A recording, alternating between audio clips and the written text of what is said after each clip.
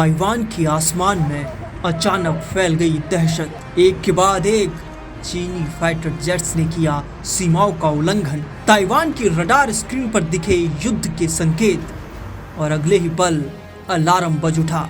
रविवार सुबह 6 बजे पीएलए के 5 फाइटर जेट्स ताइवान के एयर डिफेंस जोन में दाखिल हुए। साथ ही 7 चीनी वॉरशिप्स ने ताइवान की समुद्री सीमा के पास गश्त शुरू कर दी। ताइवान की आर्मी अलर्ट पर थी। Fighter squadron high readiness mode में। ये कोई एक दिन की बात नहीं। शुक्रवार को 20 फाइटर जेट्स और 7 जहाज और शनिवार को फिर 11 विमान। अब ये सैन्य अभ्यास नहीं रहा, ये साइकोलॉजिकल वॉरफेयर है। दरअसल चीन और ताइवान की दुश्मनी ज्यादा पुरानी नहीं है। चीन ताइवान को अपनी ही जमीन मानता है, लेकिन ताइवान खुद को आजाद देश कहता है। ये लड़ाई 1949 से चल रही है, जब माओ त्से तुंग की कम्युनिस्ट सेना ने सत्ता पर कब्जा कर लिया और ताइवान में चीनी सरकार ने शरण ली। अमेरिका ताइवान को लोकतंत्र का प्रतीक मानता है, उसे हथियार देता है, ट्रेनिंग देता है और चीन को चेतावनी भी देता है। और यही बात बीजिंग को सबसे ज्यादा चुभती है। सबसे पहले बात चीन की ताकत की। चीन में करीब 20 लाख एक्टिव सैनिक हैं, यानी मैन पावर में चीन अब भी दुनिया के सबसे ताकतवर देशों में से एक है। 355 वॉरशिप्स के साथ दुनिया की सबसे बड़ी नेवल फोर्स चीन के पास है।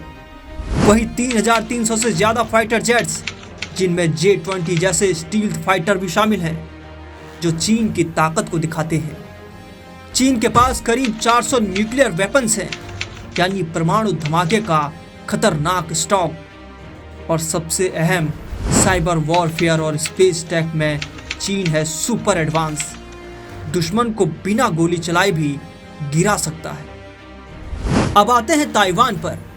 सिर्फ 1,06,000 एक्टिव सैनिक और 1,05,000 रिजर्व फोर्स, यानी हिम्मत तो है, लेकिन संख्या में चीन से बहुत पीछे।